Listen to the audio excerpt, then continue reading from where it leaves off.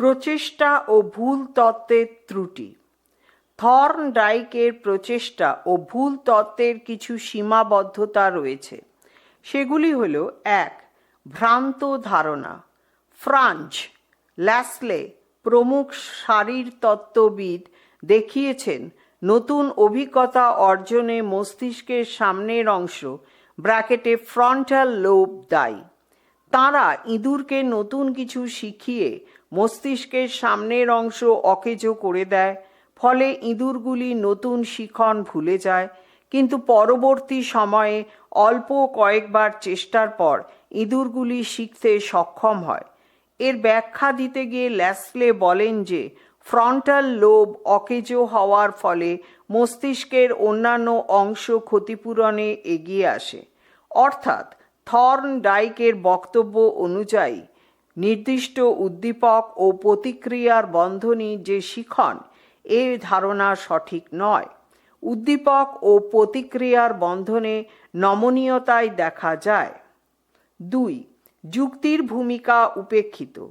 থর্নডাইকের মতে শিক্ষার্থীদের শিখনের ক্ষেত্রে যুক্তি, পরিকল্পনা ইত্যাদির কোনো ভূমিকা নেই, কিন্তু মনোবিদ ইয়র্কস প্রমাণ করেছেন যে নিম্নতর প্রাণীরাও অনুকূল পরিস্থিতিতে যুক্তি প্রয়োগ করে। 3. অন্তর্দৃষ্টির গুরুত্ব উপেক্ষিত। গেস্টাল্টবাদীদের মতে প্রাণী সবসময় প্রচেষ্টা ও ভুলের মাধ্যমে শেখে না। পরিস্থিতি অনুযায়ী অন্তর্দৃষ্টির মাধ্যমেও প্রাণী শিখন হয়।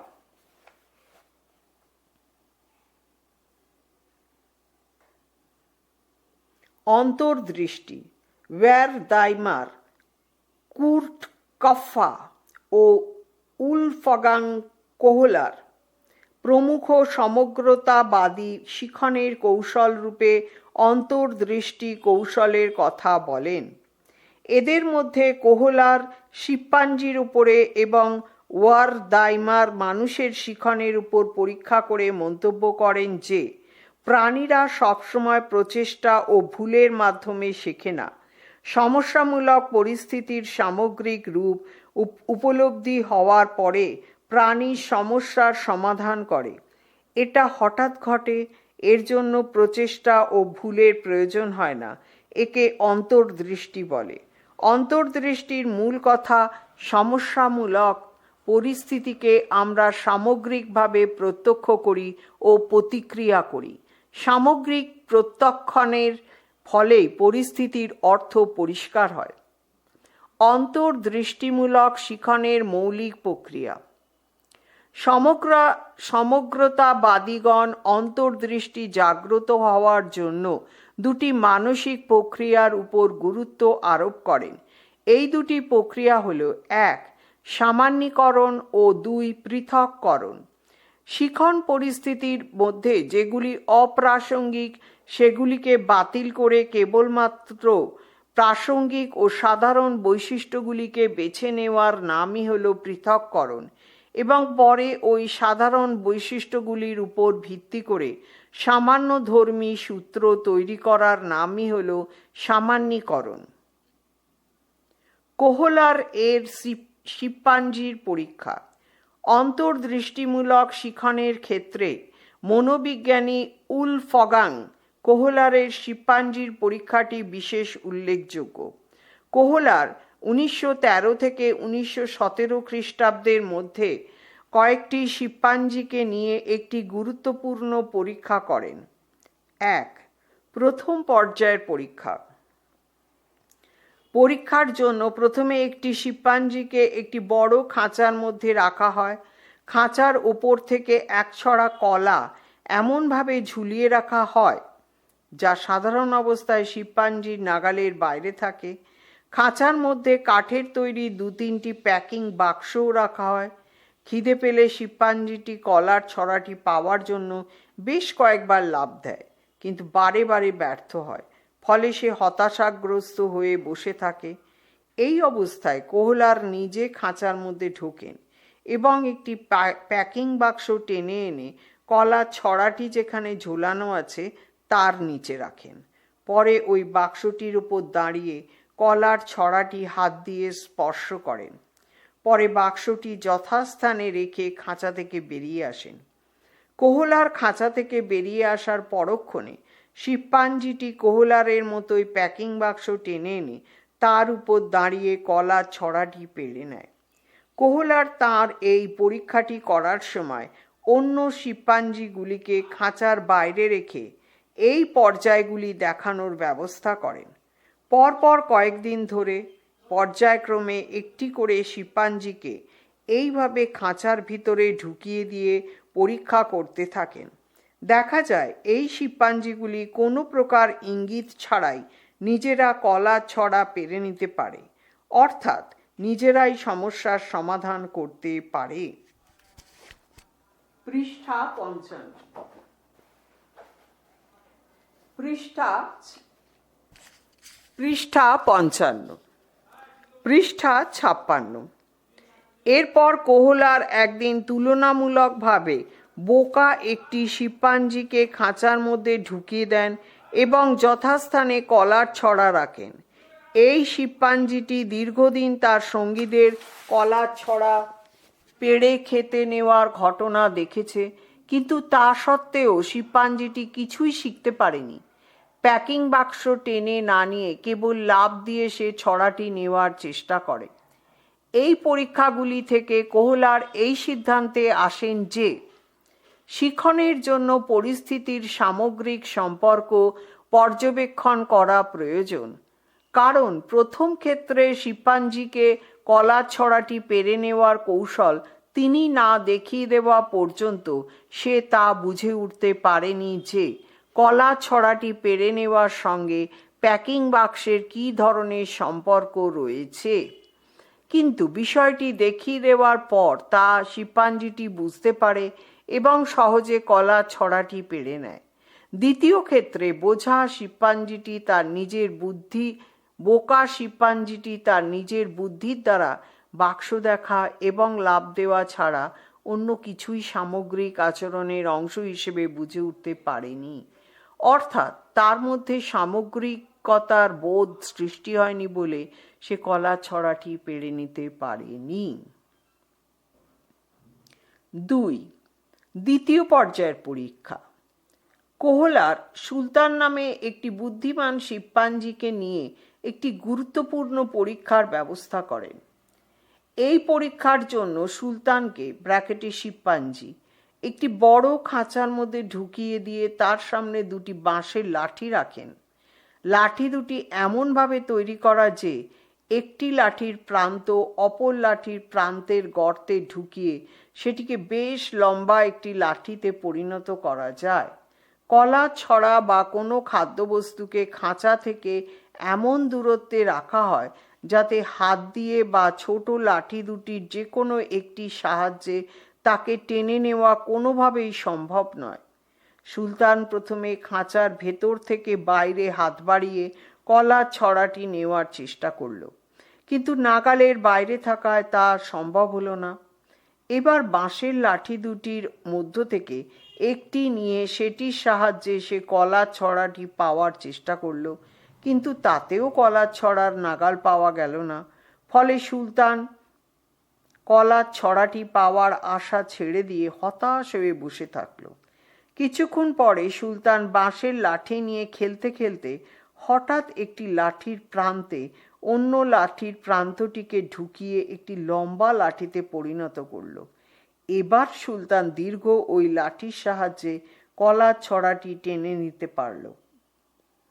উপরোক্ত পরীক্ষা থেকে কোহলার এই সিদ্ধান্তে আসেন যে সুলতান অন্তর্দৃষ্টির মাধ্যমেই সমস্যার সমাধান করতে সমর্থ হয়েছে। সমস্যা সমাধানের ক্ষেত্রে সামগ্রিক রূপটির হঠাৎ উপলব্ধি অন্তর্দৃষ্টি। কোহলারের মতে শুধুমাত্র অন্তর্দৃষ্টির মাধ্যমেই শিখন ঘটে, প্রচেষ্টা ও ভুল সংশোধনের মাধ্যমে নয়।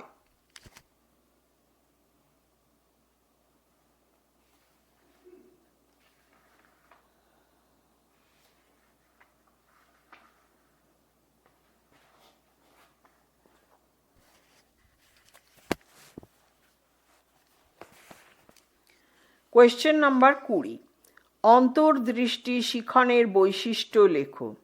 এই শিখন কৌশলের শিক্ষাগত প্রয়োগ লেখো। অন্তর্দৃষ্টি শিখনের বৈশিষ্ট্য। অন্তর্দৃষ্টি শিখনের বৈশিষ্ট্যগুলি হল: 1.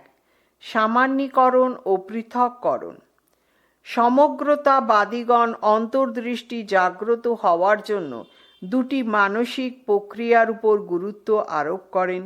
এই দুটি প্রক্রিয়া হল রোমান 1 সামান্যীকরণ এবং রোমান 2 পৃথককরণ।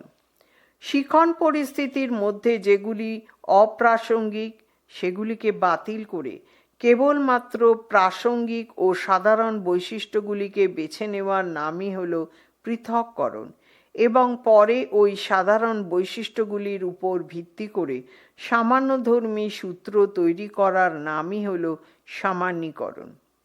2. নিজস্ব বৈশিষ্ট্যাবলী। শিখনের ক্ষেত্রে কোনো কাজ সম্পূর্ণ হওয়ার আগে বাধাপ্রাপ্ত হলে শিখনে অংশগ্রহণকারীর অর্থাৎ শিক্ষার্থীর মধ্যে একটি অপ্রীতিকর অবস্থার উন্মেষ ঘটে। তখন সে তার ওই ধরনের অতৃপ্তিকর অবস্থার সমাধানের উদ্দেশ্যে শিখন পরিস্থিতির সম্পূর্ণ অংশকে বিশ্লেষণ করে ও তার মধ্য থেকে এলোমেলো বিষয়গুলি বাদ দিয়ে সঠিক গুণকে নির্বাচন করে। এর ফলে তার সামনে সম্পূর্ণ সমস্যার সমাধানটি স্পষ্ট হয়ে ওঠে। 3. সমস্যা বিশ্লেষণ ও সমাধান। সমগ্রতাবাদীদের মতে অন্তর্দৃষ্টি শিখনে নিজস্ব কতকগুলি বৈশিষ্ট্য বা স্তর রয়েছে। এগুলি হল: রোমান 1 শিখন পরিস্থিতি বা সমস্যাকে সামগ্রিকভাবে প্রত্যক্ষ করা। রোমান 2 অংশবিশেষের পরিবর্তে সমগ্র সমস্যাটি উদ্দেশ্যে সামগ্রিকভাবে উপলব্ধি করা। রোমান 3 পরিস্থিতির অংশগুলির মধ্যে পারস্পরিক সম্পর্ক নির্ণয় করা। রোমান 4 সমস্যাটির অন্তর্নিহিত তত্ত্ব এবং বৈশিষ্ট্যগুলির পৃথককরণ ও সামান্যীকরণ ঘটানো। এবং রোমান 5 সবশেষে হঠাৎই নিজের শিক্ষার্থীর আচরণের পরিবর্তন ঘটানো।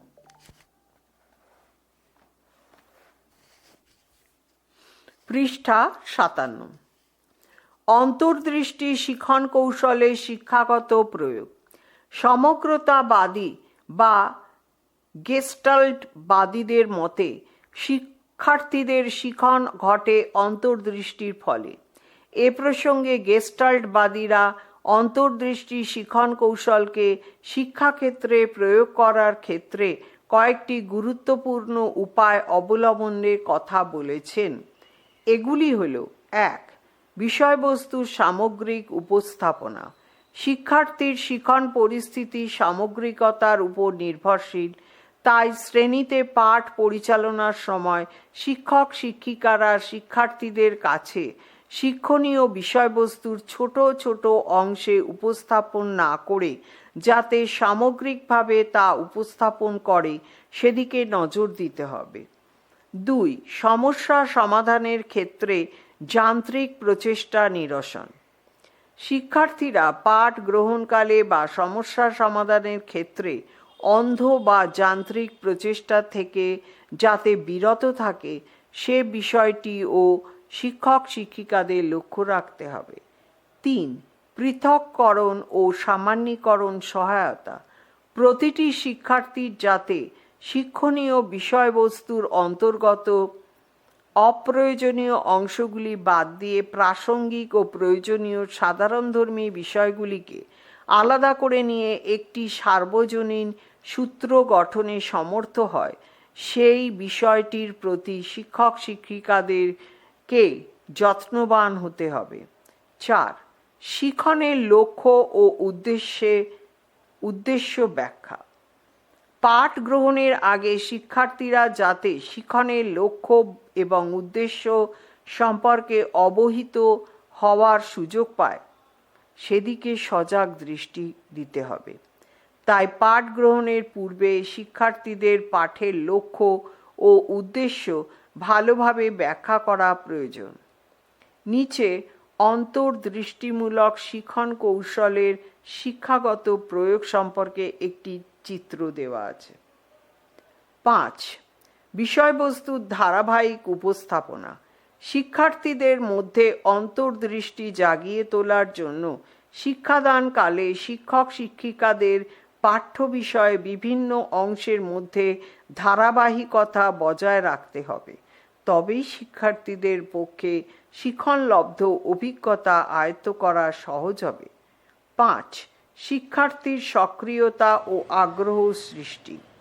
শিক্ষার্থী যেহেতু শিখন পরিস্থিতির একটি সক্রিয় অঙ্গ, তাই তাকে সমস্যাভিমুখী এবং সমস্যা সমাধানে আগ্রহী করে তোলার প্রয়োজনে শিক্ষক শিক্ষিকাদের উপযুক্ত শিক্ষা সহায়ক উপকরণের সাহায্য গ্রহণ করতে হবে। আকর্ষণীয় বাচনভঙ্গি, সুন্দর ও সাবলীল বিষয় উপস্থাপনার মাধ্যমে শিক্ষার্থীদের মধ্যে পাঠ্য বিষয়ের প্রতি প্রেষণা দৃষ্টি সৃষ্টি করতে হবে। শিখনের অন্তর্দৃষ্টির তত্ত্বে শিক্ষার্থীদের আত্মসক্রিয়তা এবং শিক্ষণীয় বিষয়ের প্রতি আগ্রহ সৃষ্টির উপর যে গুরুত্ব দেওয়া হয়েছে, তাকে যদি সঠিকভাবে কাজে লাগানো যায়, তাহলে শিক্ষার্থীদের পক্ষে শিক্ষণীয় বিষয়টি সহজে আয়ত্ত করা যে সম্ভবপর হবে, সে বিষয়ে কোনো সন্দেহ নেই। Question number 21। প্রচেষ্টা ও ভুল তত্ত্ব এবং অন্তর্দৃষ্টিমূলক শিখনের মধ্যে পার্থক্য লেখো, অথবা প্রচেষ্টা ও ভুলের তত্ত্বের সঙ্গে গেস্টাল্ট তত্ত্বের পার্থক্য লেখো। প্রচেষ্টা ও ভুল তত্ত্ব এবং অন্তর্দৃষ্টিমূলক শিখনের মধ্যে পার্থক্য। প্রচেষ্টা ও ভুল তত্ত্ব এবং অন্তর্দৃষ্টিমূলক শিখনের মধ্যে পার্থক্যগুলি হল, নিচে একটি টেবিল দেওয়া আছে, সেই টেবিলে 3টি কলম আছে। প্রথম কলম হচ্ছে পার্থক্যের বিষয়, দ্বিতীয় কলম হচ্ছে প্রচেষ্টা ও ভুল তত্ত্ব, তৃতীয় কলম হচ্ছে অন্তর্দৃষ্টিমূলক শিখন। 1. প্রকৃতি। এই পদ্ধতিতে উদ্দীপক ও প্রতিক্রিয়ার মধ্যে যথাযথ সংযোগ স্থাপনী ব্র্যাকেটে S♯R বন্ধন তৈরি হল শিখন। সমগ্র শিখন পরিস্থিতিতে শিক্ষার্থীর সামগ্রিক প্রতিক্রিয়া হল অন্তর্দৃষ্টিমূলক শিখন। 2. উদ্দীপক।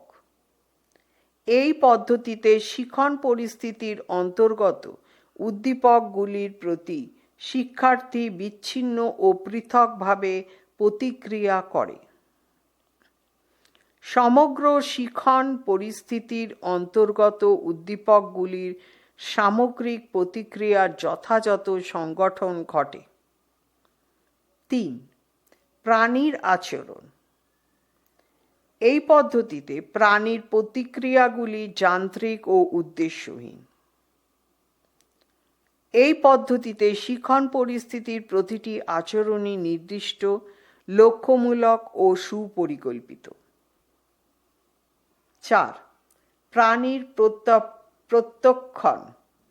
এই পদ্ধতিতে প্রাণী সামগ্রিক পরিস্থিতি প্রত্যক্ষ করে না, পরিস্থিতির অন্তর্গত অংশগুলিকে প্রত্যক্ষ করে।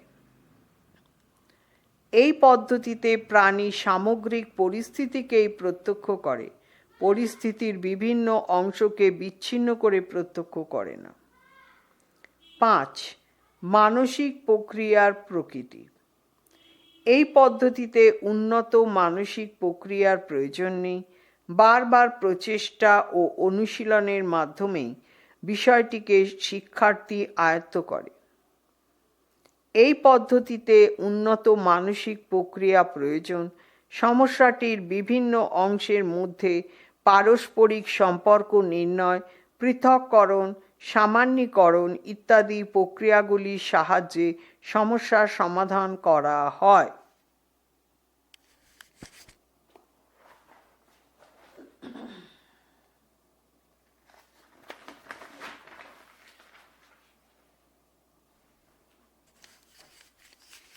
পৃষ্ঠা 58। 6. সময় ও পরিশ্রম। এই পদ্ধতিতে শিখনে অধিক সময় প্রয়োজন এবং অধিক পরিশ্রম সাপেক্ষ। এই পদ্ধতি শিখতে যেমন অল্প সময় প্রয়োজন, তেমনি এতে পরিশ্রমও কম। 7. প্রযোজ্যতা বা কার্যকারিতা। এই পদ্ধতিতে শিখন নিম্ন শ্রেণীর প্রাণী বা স্বল্প বুদ্ধিসম্পন্ন ব্যক্তিদের ক্ষেত্রে প্রযোজ্য। এই পদ্ধতিতে শিখন উন্নত বুদ্ধিসম্পন্ন ব্যক্তিদের ক্ষেত্রে বিশেষ কার্যকরী। 8. শিখন সঞ্চালনের পরিমাণ। এই পদ্ধতিতে শিখন সঞ্চালনের পরিমাণ বেশি হয় না। এই পদ্ধতিতে শিখন সঞ্চালনের পরিমাণ অপেক্ষাকৃত বেশি।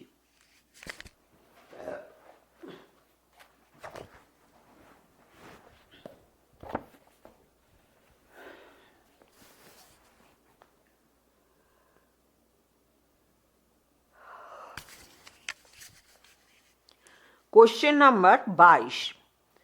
জেরোম এস ব্রুনারের শিখন কৌশল আলোচনা করো। জেরোম এস ব্রুনারের শিখন কৌশল। জেরোম এস ব্রুনার একজন খ্যাতনামা আমেরিকান শিক্ষাবিদ এবং জ্ঞানতাত্ত্বিক মনোবিজ্ঞানী। তিনি শিক্ষাক্ষেত্রে নির্মাণবাদী কনস্ট্রাকটিভিস্ট দৃষ্টিভঙ্গি উপস্থাপন করেন। তিনি জ্ঞানার্জনের ক্ষেত্রে শিক্ষার্থীর সক্রিয় অংশগ্রহণের উপর গুরুত্বারোপ করেন। তিনি বিশ্বাস করেন যে শিক্ষার্থীরা নিজেদের অভিজ্ঞতা ও পূর্ববর্তী জ্ঞান ব্যবহার করে নতুন জ্ঞান নির্মাণ করে। তাঁর শিখন কৌশল কয়েকটি মৌলিক দৃষ্টিভঙ্গির উপর ভিত্তি করে গঠিত। আবিষ্কারমূলক শিখন। ব্রুনারের মতে শিক্ষার্থীরা যখন নিজেরাই নিজেদের সমস্যার সমাধান খোঁজে, তখন তারা অধিক কার্যকরভাবে শিখতে পারে। তাই তিনি শিক্ষক শিক্ষিকাদের এমন পরিবেশ তৈরি করতে উৎসাহিত করেছিলেন যেখানে শিক্ষার্থীরা অনুসন্ধান ও পরীক্ষার মাধ্যমে নতুন জ্ঞান অর্জন করতে পারে। আবিষ্কারমূলক শিখন কৌশলের ক্ষেত্রে তিনি শিক্ষার্থীদের ও সক্রিয় অংশগ্রহণের উপর জোর দিয়েছেন। নিজস্ব চিন্তাভাবনা ও বিশ্লেষণ ক্ষমতা বৃদ্ধির দ্বারা শিক্ষার্থীদের মধ্যে সমস্যা সমাধানের দক্ষতা বৃদ্ধি করার কথাও বলেন। শিক্ষার ক্ষেত্রে কৌতূহল ও অন্বেষণশীলতা বাড়ানো এবং শেখার বিষয়বস্তু সম্পর্কে শিক্ষার্থীদের নিজস্ব ধারণা গঠনের উপর জোর দিয়েছেন। শিক্ষার্থীদের জ্ঞানকে প্রাসঙ্গিক এবং বাস্তব জীবনের অভিজ্ঞতার সঙ্গে সংযুক্ত করার ক্ষেত্রে ব্রুনার আবিষ্কারমূলক শিখন কৌশলের কথা স্বীকার করেছেন। শিখনের পর্যায়। ব্রুনার শিক্ষার্থীদের শিখন প্রক্রিয়াকে 3টি প্রধান পর্যায়ে ভাগ করেছেন, যথা: 1. সক্রিয় পর্যায় ইনঅ্যাক্টিভ স্টেজ (0 থেকে 1 বছর). এই পর্যায়ে শিক্ষার্থীরা সরাসরি কার্যকলাপ বা অভিজ্ঞতার মাধ্যমে শেখে। এক্ষেত্রে শিশুরা শারীরিকভাবে কিছু করে এবং তার মাধ্যমে শেখে। তারা কোনো কাজ বা বস্তু স্পর্শ করে, ধরে বা পরিচালনা করে শেখে। উদাহরণস্বরূপ, একটি শিশু যখন খেলনার গাড়ি ঠেলে দেয়, তখন সে গতি ও বল সম্পর্কে অভিজ্ঞতা অর্জন করে। গণিত শেখার জন্য শিক্ষার্থীরা পাথর, লাঠি বা অন্যান্য বস্তু ব্যবহার করতে পারে। 2. চিত্রধর্মী পর্যায় আইকনিক স্টেজ (1 to 6 বছর). এই পর্যায়ে শিক্ষার্থীরা বা শিশুরা ছবি, চিহ্ন ও মানসিক চিত্রের মাধ্যমে শেখে। তারা বাস্তব বস্তু ও অভিজ্ঞতাকে মানসিকভাবে রূপান্তরিত করতে শেখে। উদাহরণ হিসেবে বলা যায়, একটি শিশু যখন কোনো বস্তু দেখে বা তার ছবি আঁকে তখন সে তার সম্পর্কে ধারণা তৈরি করতে পারে, যেমন মানচিত্র বা চার্ট দেখে ভূগোল শেখা। 3. প্রতীকধর্মী পর্যায়, সিম্বলিক স্টেজ /7 বছর ও তার ঊর্ধ্বে। প্রতীকধর্মী পর্যায়ে শিক্ষার্থীরা বা শিশুরা প্রতীক, শব্দ ব্র্যাকেটে ভাষা ও সংখ্যা ব্যবহারের মধ্য দিয়ে শিখন সম্পন্ন করে। বিমূর্ত চিন্তা এবং সমস্যার সমাধানের দ্বারা যৌক্তিক পদ্ধতি ব্যবহার করতে শেখে, যেমন অঙ্কের সমীকরণ সমাধান করা, ভাষার মাধ্যমে ভাব প্রকাশ করা ইত্যাদি। আবিষ্কারমূলক শিখন কৌশলের বৈশিষ্ট্য। আবিষ্কারমূলক শিখন কৌশলের বৈশিষ্ট্যগুলি হল: 1. সক্রিয় শিখন, শিক্ষার্থীরা নিজেদের প্রচেষ্টায় জ্ঞান অর্জন করে। 2. প্রশ্নের মাধ্যমে শেখা, শিক্ষার্থীদের কৌতূহল এবং অনুসন্ধানমূলক প্রশ্ন জিজ্ঞাসা করতে উৎসাহ দেওয়া। 3. পরীক্ষা নিরীক্ষা, শিক্ষার্থীরা নতুন পরীক্ষা বা তত্ত্ব পরীক্ষা করে দেখে। 4. সমস্যার সমাধান, শিক্ষার্থীরা বিভিন্ন সমস্যার সমাধান খুঁজে পায়। 5. আবিষ্কার ও নির্মাণ, শিক্ষার্থীরা নিজেরাই নিজেদের জ্ঞানের নির্মাণ করে। আবিষ্কারমূলক শিখন কৌশলের সুবিধা। আবিষ্কারমূলক শিখন কৌশলের সুবিধাগুলি হল: 1. চিন্তা ভাবনার ক্ষমতা বৃদ্ধি, শিক্ষার্থীদের চিন্তা ও বিশ্লেষণ করার ক্ষমতা বৃদ্ধি পায়। 2. দীর্ঘস্থায়িত্ব, শিখন দীর্ঘস্থায়ী হয় কারণ এটি অভিজ্ঞতার উপর ভিত্তি করে গড়ে ওঠে। 3. নতুন তথ্যের সঙ্গে সংযোগ স্থাপন, শিক্ষার্থীরা নতুন তথ্য এবং ধারণার সঙ্গে নিজেদের সংযোগ স্থাপন করতে পারে। 4. সৃজনশীলতা ও উদ্ভাবনা ক্ষমতা বৃদ্ধি, সৃজনশীলতা এবং উদ্ভাবনী ক্ষমতা বৃদ্ধি পায়। 5.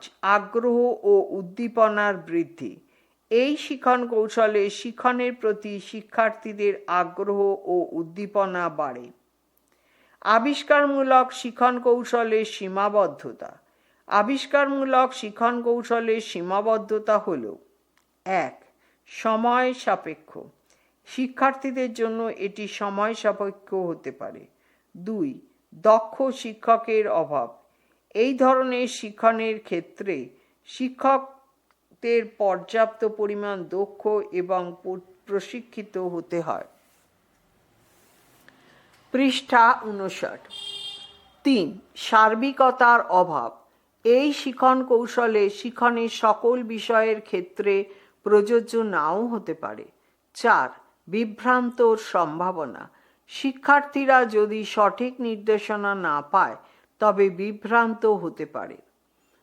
কাঠামোগত বা স্পাইরাল পাঠ্যক্রম, ব্রুনারের শিখন কৌশলের আরেকটি গুরুত্বপূর্ণ দিক হল কাঠামোগত বা স্পাইরাল পাঠ্যক্রম, যেখানে শিক্ষার বিষয়বস্তু পর্যায়ক্রমে গভীর ও বিস্তৃত হতে থাকে। স্পাইরাল পাঠ্যক্রমের বৈশিষ্ট্যগুলি হল: 1. বিষয়বস্তুর জটিলতা বৃদ্ধি, শিক্ষার্থীদের বয়স অনুযায়ী বিষয়বস্তুর জটিলতা বৃদ্ধি করা হয়। 2. ধারণার পুনরাবৃত্তি, একই ধারণাকে পুনরায় শেখানো হয় তবে প্রতিবারের ধারণা আগের তুলনায় উন্নত আর গভীর হয়। 3. উচ্চতার চিন্তাভাবনা, শিক্ষার্থীদের ক্রমান্বয়ে উচ্চতার চিন্তাভাবনার দিকে নিয়ে যাওয়া হয়। ব্রুনারের শিখন কৌশলের গুরুত্ব। ব্রুনারের শিখন কৌশল আধুনিক শিক্ষার ক্ষেত্রে অত্যন্ত গুরুত্বপূর্ণ। ব্রুনারের শিখন কৌশলের গুরুত্বগুলি হল: 1. আত্মনির্ভরতা ও দক্ষতার বৃদ্ধি, ব্রুনারের শিখন দৃষ্টিভঙ্গি শিক্ষার্থীদের আত্মনির্ভরশীল হয়ে করে তোলে এবং সমস্যা সমাধানে দক্ষতা বৃদ্ধি করে। 2. আধুনিক শিক্ষার প্রয়োগ। তাঁর শিখন কৌশলের প্রভাব নির্মাণবাদী শিক্ষার উপর ব্যাপকভাবে পরিলক্ষিত হয় এবং আজও শিক্ষার বিভিন্ন ক্ষেত্রে তা প্রয়োগ করা হয়। 3. শিক্ষার্থী কেন্দ্রিক শিক্ষায় গুরুত্ব। এই প্রকার শিখন কৌশল শিক্ষার্থী কেন্দ্রিক শিক্ষার ওপর গুরুত্ব প্রদান করা হয়। 4. বাস্তব অভিজ্ঞতা এবং অনুসন্ধানে উৎসাহ প্রদান। বাস্তব অভিজ্ঞতা ও অনুসন্ধানমূলক শিক্ষাকে উৎসাহিত করা হয়, অর্থাৎ অনুসন্ধানী দৃষ্টিভঙ্গি থেকে শিশুদের তথ্য সংগ্রহে প্রশিক্ষিত করে তোলা হয়। 5. কার্যকরী ও গভীরতার শিখন। ব্রুনারের শিখন কৌশলে শেখার প্রক্রিয়াকে অধিক কার্যকর ও গভীরতর করা হয় এবং তথ্য থেকে অবরোহী পদ্ধতিতে সিদ্ধান্ত গ্রহণে সাহায্য করা হয়। 8. দীর্ঘমেয়াদী শিখন। এই শিখন কৌশলে দীর্ঘমেয়াদী শেখার অভিজ্ঞতা নিশ্চিত করা হয়। 7. শিক্ষকের যথার্থ ভূমিকা। ব্রুনার তার শিখন কৌশলে শিক্ষকের ভূমিকাকে কেবল তথ্য সরবরাহের মধ্যেই সীমাবদ্ধ রাখেনি। একজন যথার্থ আয়োজক ও সহায়ক হিসেবে ভূমিকা প্রদান করেছেন।